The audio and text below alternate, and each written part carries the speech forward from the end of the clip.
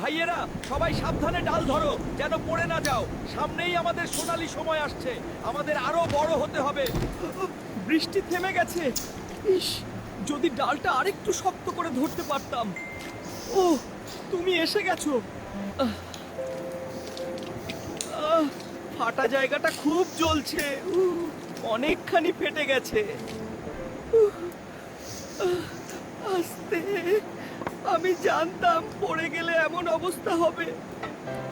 আমার সেই গায়ের সবুজ খোসাটা ওরা এক নিমেষেই কেড়ে নিল। এখন আমি কতটা অসহায় তা কি কেউ বুঝতে পারছে?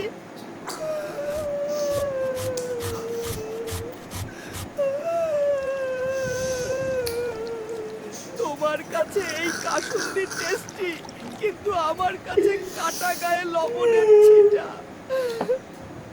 ইচ্ছা ছিল বড় হয়ে পেকে গাছে দোল খাবো, অথচ পরিস্থিতি আমাকে ভর্তা বানিয়ে দিল।